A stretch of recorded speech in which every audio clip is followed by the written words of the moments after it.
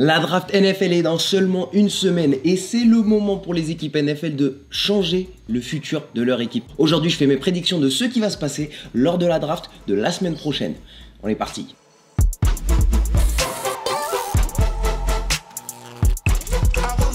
Bienvenue, merci d'être là en live. Si vous n'êtes pas là en live et que vous êtes en train de regarder la rediffusion, merci d'être là. Pensez à mettre un pouce bleu et surtout pensez à vous abonner à Unseen Sammy Stream. C'est là où je suis en stream tous les lundis à partir de 21 h pour parler NFL, NBA et faire du gaming avec vous. On est parti pour ma mock draft qui commence avec un des choix numéro 1 les plus faciles depuis les dernières années. On se retrouve à Jacksonville avec les Jaguars et je vous le fais avec l'accent de Roger Goodell. With the first pick of the 2021 NFL Draft, the Jacksonville Jaguars select Trevor Lawrence, quarterback from Clemson. Bon, c'était très facile de choisir Trevor Lawrence qui a été une légende en NCAA. Il a été titulaire en tant que freshman sur sa première année au lycée. Il a été titulaire en tant que freshman à Clemson. Il a gagné un titre NCAA en tant que true freshman à Clemson. Il sortait à peine du lycée et il a battu des équipes absolument élites avec cette équipe de Clemson. Il a absolument tout pour plaire en tant que quarterback. C'est pour ça que Urban Meyer a décidé de sortir de sa retraite pour aller coacher cette équipe de Jacksonville. Et j'aime beaucoup les petites armes offensives qu'il a autour de lui à Jacksonville. Donc je pense que Trevor Lawrence, il a sa place avec Jacksonville et je trouve que le maillot lui va plutôt bien. On va enchaîner avec ce deuxième choix de draft avec les Jets qui ont laissé Trevor Lawrence s'échapper de leurs doigts. Et là, c'est le moment pour les Jets de passer à autre chose. J'aime beaucoup leur prochain coach, Robert Saleh, qui vient des 49ers. Et with the second pick of the 2021 NFL Draft, les Jets sélectionnent Zach Wilson, quarterback de BYU, le quarterback qui fait rêver, qui donne des mots comme Patrick Mahomes aux Scouts, qui donne des comparaisons comme Patrick Mahomes aux Scouts, rejoint cette équipe des Jets. C'est pour ça que Sam Darnold a été tradé aux Carolina Panthers et je suis très content pour cette équipe. Moi j'aime bien leur coaching. Je pense que la culture de cette équipe va tranquillement se tourner. Alors est-ce que Zach Wilson va être extrêmement bien entouré pour performer dès le day one? Je pense qu'il va avoir les mêmes difficultés que Sam Darnold a pu avoir, un coaching tourné vers la défense. Ses armes offensives seront peut-être un peu moins bonnes. Je sais que la ligne offensive elle est plutôt bonne. On a un Mekhi Becton qui va bien prendre soin de lui, un des meilleurs choix de la draft de l'année dernière. Il apporte un certain dynamisme, mais à mes yeux, Sam Darnold l'a porté aussi. Je lui souhaite beaucoup de réussite, mais je pense que c'est le quarterback qui aura le plus de difficultés avec le manque de gens qu'il y a autour de lui. On arrive au troisième choix. Je vais arrêter de faire l'accent américain sur tous mes choix de draft et on est parti pour le troisième choix qui est à San Francisco. Et c'est là où il y a des doutes. C'est là où on a des doutes pour le choix de San Francisco depuis qu'ils ont fait ce gros trade-up pour arriver à cette place. On ne sait pas quel quarterback leur plaît. Et à mes yeux, ils vont pas se mouiller. Les rumeurs qu'on entend, c'est pas ça. Je pense que les San Francisco 49ers, ils sont montés pour aller chercher Justin Fields. Non pas Mac Jones, non pas Trey Lance, non pas un autre. Je pense que c'est Justin Fields qu'ils avaient en tête depuis le début. Il y a eu du bluff au sujet de Mac Jones.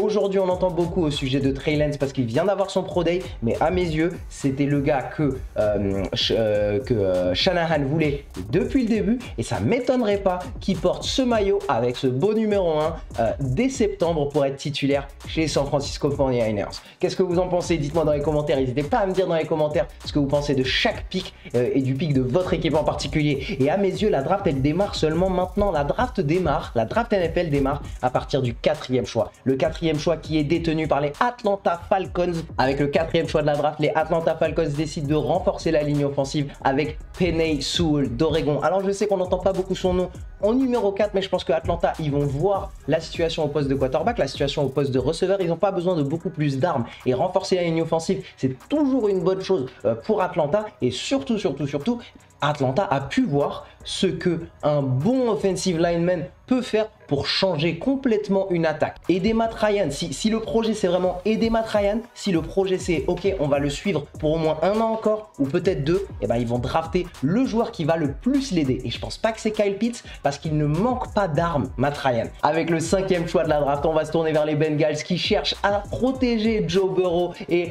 à Northwestern À côté de chez eux, ils ont Rashawn Slater qui a grandi sur tous les points de la ligne offensive. Il a joué absolument à tous les postes, à part le poste de centre. Et c'est très intéressant en NFL aujourd'hui. En NFL, tu as besoin d'agilité. Et cette capacité de Rashawn Slater à se déplacer sur la ligne offensive, les Bengals vont l'apprécier et ils vont espérer que c'est lui qui va aider à développer Joe Burrow parce qu'il sera bien protégé. Il a été un des quarterbacks les plus saqués l'année dernière et à cause de ça, blessé. Ils vont essayer de le protéger alors qu'ils ont déjà quelques armes autour. Ils ont envie de lui ramener Ja'Marr Chase à Joe Burrow, mais la raison leur donne Rashawn Slater. On part du côté de Miami qui est extrêmement heureux. Miami n'a pas besoin de ligne offensive et Miami veut s'assurer que Tua soit dans la meilleure situation pour gagner. Et donc, il décide d'aller chercher Kyle Pitts. Et à mes yeux, cette décision, elle est difficile pour les Dolphins. Ils ont peut-être envie d'un Ja'Marr Chase, ils ont peut-être envie d'autre chose, de dynamisme à l'extérieur, mais Kyle Pitts, tu peux absolument l'aligner partout et c'est vraiment une licorne en attaque. Ils ont déjà un Mike Gesicki qu'ils adorent du côté de Miami. Tua aime beaucoup jouer avec Gesicki. Mais il va aligner deux tight ends avec Brian Flores qui vient de la lignée de Bill Belichick. Ils vont jouer en tout tight end set comme les New England Patriots et ils vont pouvoir l'aligner absolument où ils veulent. Et Kyle Pitts va devenir la cible facile pour Tua Tagovailoa. Ja'Marr Chase est très intéressant. Ils ont envie de le prendre. Mais Kyle Pitts, c'est beaucoup plus de facilité pour Tua. Et Tua a besoin de ça aujourd'hui. Il a Devontae Parker pour le reste. On enchaîne chez les Detroit Lions qui sont extrêmement contents de voir un de leurs joueurs préférés descendre jusqu'à eux parce que Ja'Marr Chase va aller aider Jared Goff, le nouveau quarterback des Lions. Alors cette équipe des Lions est absolument horrible au poste de receveur. C'est là où on a un besoin et le talent d'un joueur qui se rencontre. À mes yeux, c'est totalement cohérent, qui saute sur Ja'Marr Chase si dans cette situation il est disponible au numéro 7. Il faut aider l'offense. Jared Goff est extrêmement pauvre en armes. Il passe de Robert Woods, Cooper Kupp à l'escouade très limitée des Detroit Lions. Donc ils vont lui apporter peut-être un de ses meilleurs receveurs. Avec le 8e choix de la draft, les Carolina Panthers vont continuer à construire leur défense qui est très jeune. Je sais qu'ils ont un coach offensif, ils aimeraient aider Sam Darnold au maximum, mais ils vont aller du côté du joueur, peut-être le joueur le plus sûr de la draft qui a été extrêmement bien coaché, Patrick Surtain, le deuxième du nom, parce que Patrick Surtain, c'était un joueur au poste lui-même de cornerback qui jouait chez les Dolphins, un joueur All-Star Pro Bowler, et je crois même qu'il a été un All-Pro Player. Et Patrick Surtain, fils de ce joueur, est allé chez Alabama, une des meilleures unités de production de defensive backs du pays. Il est extrêmement bien coaché, il est prêt à jouer et il va rejoindre cette défense des Carolina Panthers. On enchaîne avec le 9e choix de la draft et on va aux côtés des Denver Broncos qui voient qu'ils n'ont pas besoin de faire un trade-up. C'est leur moment, ils profitent de ce moment, ils se réjouissent parce que pas besoin de faire un échange. Trey Lance tombe à eux. Et les Denver Broncos décident de sélectionner le quarterback venant de la division 2 des Bisons. Et ils se retrouvent avec une compétition entre Drew Lock et Trey Lance. Mais Drew Lock a montré trop peu de réussite dans les dernières années. Drew Lock, c'est beaucoup trop d'interceptions. Mais par contre, ils n'avaient pas de quoi faire une vraie compétition face à lui. Et je pense que Trey Lance, même avec peu de compétition, avec peu de matchs à cause du Covid, je pense qu'il est prêt dès aujourd'hui à prendre le job chez Denver.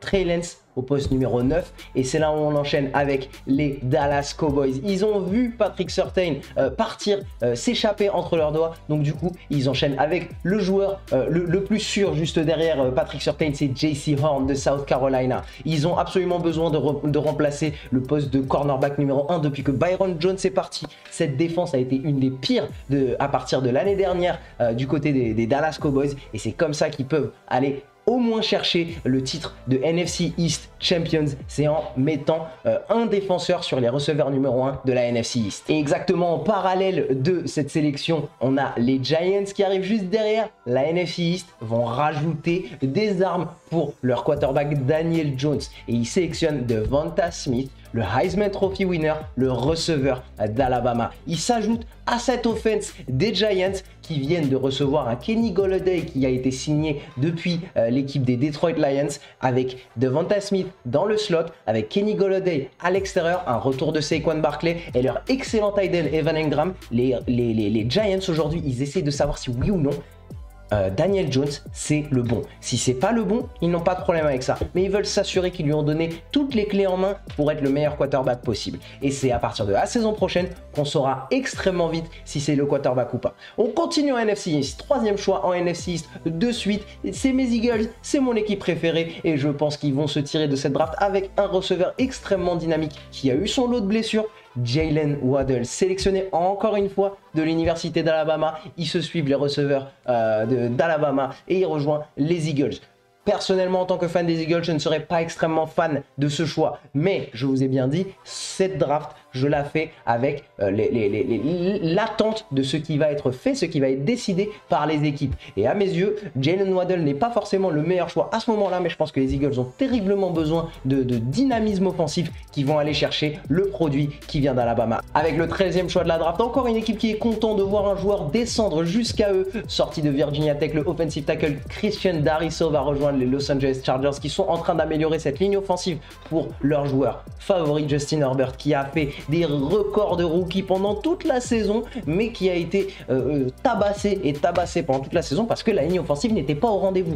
Ils n'ont pas besoin d'améliorer forcément le talent des armes autour de lui, mais la protection c'est extrêmement important et c'est là où Darrisaw vient jouer son rôle et il joue son rôle en améliorant cette ligne offensive. On enchaîne avec le 14e choix de cette draft qui va aller du côté des Minnesota Vikings. Et Minnesota Vikings vont continuer à améliorer cette ligne défensive avec Kwity Paye qui vient de Michigan. Si on a vu le passé de Mike Zimmer avec les Minnesota Vikings, il adore avoir une ligne défensive dominante et il a dû être frustré l'année dernière avec sa défense parce que sa défense n'était clairement pas au rendez-vous et la pression sur le quarterback n'était pas non plus au rendez-vous. On n'est pas sûr que dans le futur il puisse continuer à signer Daniel Hunter. Donc Kwity Paye arrive une saison avant, peut-être qu'il réussisse à travailler quelque chose et rester dans une dynamique où Daniel Hunter reste, mais il a besoin d'un edge rusher en plus et Mike Zimmer le prend avec le 14e choix de la draft. Avec le 15e choix de la draft, on se dirige vers les New England Patriots et New England Patriots laisse tomber Mac Jones. Mac Jones continue à tomber. Oui, il y a forcément un quarterback qui va tomber dans cette draft, mais il décide de ne pas le prendre. C'est pas le moment pour les Patriots de prendre un quarterback qui n'a absolument rien à voir avec Cam Newton. Et surtout Bill Belichick, le génie défensif qu'il est, il voit un Micah Parsons de Penn State et il pense à toutes les belles choses qu'il peut faire avec lui. Aujourd'hui, il va avoir Dante Hightower qui va revenir prendre le milieu de cette ligne de linebacker. Micah Parsons va sûrement être en outside linebacker pour ses premières années, mais je pense que Bill Belichick voit le prototype et se dit qu'il peut faire des très belles choses avec lui s'il est bien entouré avec Dante Hightower, entouré avec son coaching, et il va être le capitaine défensif pour le futur de ces Patriots. Pendant que Cam Newton fait la transition offensive avec les nouvelles armes, Micah Parsons s'occupe de la transition défensive des Patriots avec le 15e choix de la draft. C'est le produit de Penn State qui va directement dans le Massachusetts. Oh, j'ai réussi à caler le mot Massachusetts dans une vidéo. On passe au 16e choix et avec le 16e choix, les Arizona Cardinals continuent à construire la ligne offensive qui va défendre Kyler Murray parce que avec toutes les lignes défensives de la NFC West, avec les Seahawks qui sont en train de s'améliorer en edge rusher, il faut défendre ton quarterback. Il faut en tout cas le garder en bonne santé et c'est là où Elijah Vera Tucker de USC va rentrer en jeu et rentrer dans cette ligne offensive. Oui, on aurait aimé peut-être un cornerback pour prendre la relève de Patrick Peterson, mais dans ce choix-là, dans cette situation-là, avec un Vera Tucker qui tombe jusqu'à eux, ils vont pas hésiter à améliorer leur ligne offensive. On enchaîne avec le 17e choix de la draft du côté des Las Vegas Raiders qui ont laissé partir absolument toute leur ligne offensive cette intersaison. Pendant toute cette intersaison, on a eu des très bons joueurs de la ligne offensive qui sont partis et je pense pas que Derek Carr est dans la meilleure situation pour performer par la suite. Et c'est là où Teven Jenkins va s'intégrer dans cette équipe pour aider au moins la renaissance de cette ligne offensive qui est un projet pour le moment. Pour le moment, je n'ai pas trop confiance en la ligne offensive des Raiders. En ayant été pendant 5 ans à Oklahoma State, Teven Jenkins a joué presque tous les postes de la ligne offensive et son expérience fait qu'il sera prêt à jouer dès la saison prochaine et les Raiders, ils en ont besoin. J'espère voir ce pic de la part des Raiders. Je vous avoue que je pense que ça va arriver parce que leur ligne offensive est vraiment absolument complètement dégueulasse. J'ai du mal à voir John Gruden faire un choix aussi sage.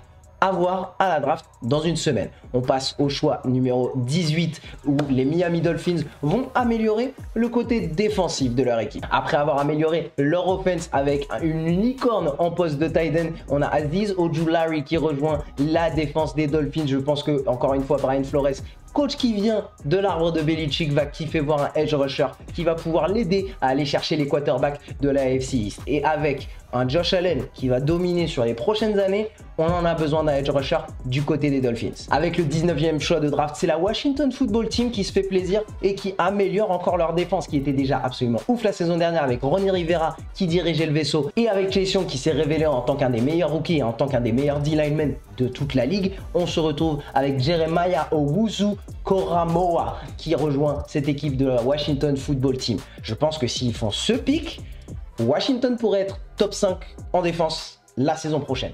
Je garde un œil sur Washington s'ils font un pick aussi fort du côté de la défense. On va aller en numéro 20 avec les Chicago Bears qui doivent remplacer le départ de Kyle Fuller. Ils doivent absolument remplacer le départ de Kyle Fuller et ils le font avec un gros nom qui vient de Virginia Tech, Caleb Farley. Je pense que tu es complètement obligé de remplacer cette place de cornerback qui est très très importante. J'ai pas vraiment compris pourquoi Fuller est parti et on se retrouve avec Caleb Farley qui a eu un petit lot de blessures, mais je pense que si tu lui fais confiance, s'il reste sur le terrain, ce sera un cornerback qui mérite son poste en numéro 20 de la draft NFL. On enchaîne en numéro 22 avec... en numéro 21, pardon.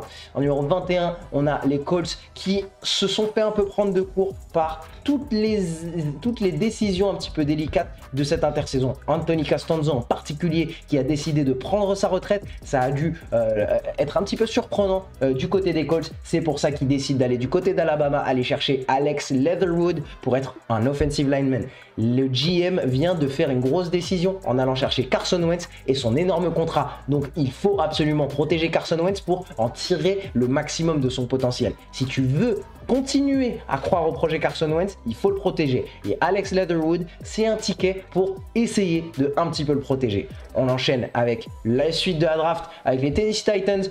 Et ils vont aller du côté d'un cornerback, Greg Newsome. Du côté des Tennessee Titans, il y a eu pas mal de pertes cette intersaison avec Malcolm Butler et Adoree Jackson qui sont partis. Tu es obligé d'aider ce poste de cornerback. Et Greg Newsome, le deuxième, venant de Northwestern, il va pouvoir aider ta team. Maintenant, il faut qu'on enchaîne. On va aller du côté des Jets qui vont avoir leur deuxième choix de la draft après avoir drafté Zach Wilson. Ils vont chercher leur edge rusher et c'est Jalen Phillips qui va rejoindre cette équipe. Et je pense que du côté des Jets, ils seront bien contents si Jalen Phillips arrive jusque là. Il a montré des très très belles choses à Miami et on a un autre edge rusher de Miami qui va tomber dans cette draft. Je vous laisse deviner quand et dans quelle équipe. Moi, je tiens à dire, Mac Jones, il est toujours pas sorti.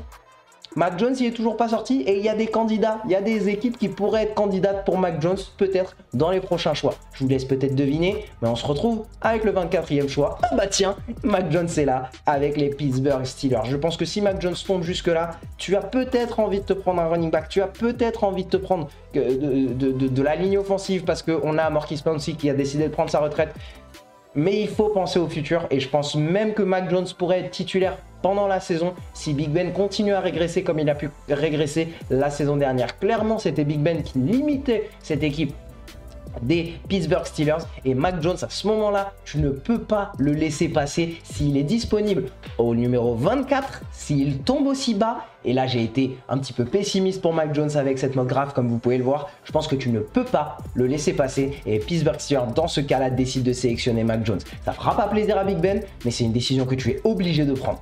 Ensuite, en numéro 25, les Jaguars ont reconstruit leur attaque avec Trevor Lawrence. Et maintenant, ils vont au poste de safety avec Trevon Moehrig. Trevon Moehrig qui vient de TCU, si je ne me trompe pas. Il y a beaucoup de nouvelles personnes au poste de defensive backs du côté des Jacksonville Jaguars. On a un Shaquille Griffin au poste de cornerback, on a un Rayshon Jenkins au poste de safety. Il y a besoin d'aide, il y a besoin de reconstruire un petit peu ce côté de la défense. Et je pense que Trevon Moehrig, ça peut être un très bon choix qui permet de faire une transition défensive pour les Jaguars, qui avaient un excellent personnel sur les dernières années et ils ont laissé partir tranquillement tout leur talent. Les Jaguars, je leur souhaite de reconstruire aussi bien, mais sans laisser partir tout leur talent peu à peu. On enchaîne avec le 26e choix. Let's go pour le 26e choix avec les Cleveland Browns. Et là, les Cleveland Browns, ils vont renforcer leur ligne défensive. Maintenant, on a un Jadeveon Clowney d'un côté, on a un Myles Garrett de l'autre. Ils vont aller chercher un produit d'Alabama pour s'améliorer et ce sera Christian Barmore. À l'intérieur de la ligne défensive, si tu as une présence qui est obligée d'être respectée, ça veut dire que tu vas devoir déjà double team. Ça veut dire que tu vas devoir déjà mettre 2 joueurs sur Myles Garrett d'un côté. Jadeveon Clowney est quand même très très bon, même si ses performances ne sont pas au niveau de son premier choix de draft qu'il a eu il y a quelques années. Jadeveon Clowney, tu dois quand même le respecter. Alors si au milieu de tout ça, tu as un Christian Barmore qui est extrêmement bon et extrêmement dynamique à l'intérieur, je pense que toutes les équipes de la AFC Nord vont galérer. Et tu as besoin en particulier d'un gars à l'intérieur de la ligne défensive pour aider contre le jeu de course de ces équipes de la NFC Nord. Mais aujourd'hui, les Steelers t'en font moins peur, mais les Baltimore Ravens sont toujours extrêmement dynamiques. Donc tu as besoin d'un gars comme ça pour défendre contre la course face à Lamar Jackson et à toute sa clique. On enchaîne avec le 27e choix de la draft. Et ben on va du côté des Baltimore Ravens et ils vont aider un petit peu leur défense parce que Matthew Judon qui est parti, beaucoup de noms qui sont partis du côté de cette défense des Ravens et forcément maintenant il faut aller chercher quelqu'un. Et si tu as un Joe Tyrone de Washington, le edge rusher qui est disponible, je pense que c'est un bon choix à prendre pour les Baltimore Ravens. Il faut noter, ils ont perdu Matthew Judon et Yannick Ngakoue pendant cette intersaison. La défense des Baltimore Ravens n'est plus aussi dominante sur le papier. Ils ont besoin de 109 et je pense que c'est à la fin de ce premier tour qu'ils vont se régénérer. Si c'est pas Joe Tyrone, c'est peut-être quelqu'un d'autre, mais je pense qu'un edge rusher à cette place, ça va être le bon choix pour les Baltimore Ravens. On enchaîne avec la fin de la draft. On est sur le 28e choix, les New Orleans Saints. On entend beaucoup des noms de quarterback. On entend peut-être des noms de receveurs, mais les New Orleans Saints n'ont plus de cash. Ils ne peuvent plus aller chercher un vétéran ou personne. Ils ont besoin d'adresser le poste de cornerback en particulier et je pense qu'ils sont juste obligés. Ils sont juste obligés d'adresser ce poste de cornerback avec Janoris Jenkins qui est parti en free agency. Tu vas être obligé de le drafter et ça va être Eric Stokes pour moi au poste de cornerback de Georgia qui va intégrer cette équipe. Et je pense que entre Marshon Lattimore et un Eric Stokes de l'autre côté, tu as une très très belle défense. Ça va que aider ton pass rush. Si ton pass rush a une seconde de plus pour arriver jusqu'au quarterback, c'est absolument énorme et ça peut être très très bien pour l'amélioration de cette défense. Parce que maintenant, il va falloir accompagner cette attaque et obliger les attaques d'en face à scorer moins. On va finir cette draft sur les derniers choix. Numéro 29, on va arriver du côté des Green Bay Packers et il faut un petit peu renforcer cette défense avec Zaven Collins qui vient de Tulsa. Il serait un peu ce off-ball linebacker. Ils ont besoin de ce joueur qui sera dynamique, qui va aller te coller peut-être un George Kittle, qui va aller te coller un Rob Gronkowski en couverture de passe. Ils ont besoin de ce gars qui est extrêmement rapide. Et il me fait penser, mais de très loin quand même, à Anthony Barr des Vikings. Donc je leur souhaite un linebacker qui peut devenir vraiment un playmaker au cœur de cette défense. Les Green Bay Packers ont vraiment une défense intéressante. Je pense qu'ils ont besoin un petit peu d'un joueur au cœur de la défense qui peut faire des plays, que ce soit en passe ou en course. Et Zaven Collins, s'il tombe jusqu'à eux, le linebacker de Tulsa, il peut être très intéressant. Il a même été candidat au titre de Heisman selon quelques analystes sportifs. On enchaîne avec le 30e choix de la draft, les Buffalo Bills. Ils ont besoin d'améliorer leur jeu de course et leur jeu de course, il est basé sur Josh Allen aujourd'hui. C'est pas une très bonne idée et ils décident de choisir Najee Harris. Ils aiment bien Etienne qui vient de Clemson, mais ils décident de se mettre sur Najee Harris. Il y a eu beaucoup d'exemples de bons running backs d'Alabama qui ont bien marché en fin du premier tour. Donc ils vont prendre cette route du running back un peu plus safe en venant d'Alabama. Il est très très bien coaché. Je pense que Najee Harris peut apporter une dimension à cette équipe des Bills et surtout donner un petit peu moins de coups à Josh Allen que Josh Allen prend en courant lui-même. On va finir avec les deux équipes qui ont fait partie de ce Super Bowl sur cette mock draft. Si tu as kiffé cette mock draft, pense à me donner tes commentaires, à me dire ce qui t'a plu, ce qui t'a moins plu et à t'abonner à la chaîne Unseen Samy Stream. On se retrouve tous les lundis à 21 h pour streamer ensemble, parler de NFL, de NBA et faire du gaming. On finit avec les deux équipes qui étaient au Super Bowl l'année dernière. Les Kansas City Chiefs doivent absolument améliorer leur ligne offensive et ils le font avec le gros nom Jalen Mayfield venant de Michigan et ils ont réglé les problèmes de ligne offensive à l'intérieur, les Chiefs à mon avis, pardon.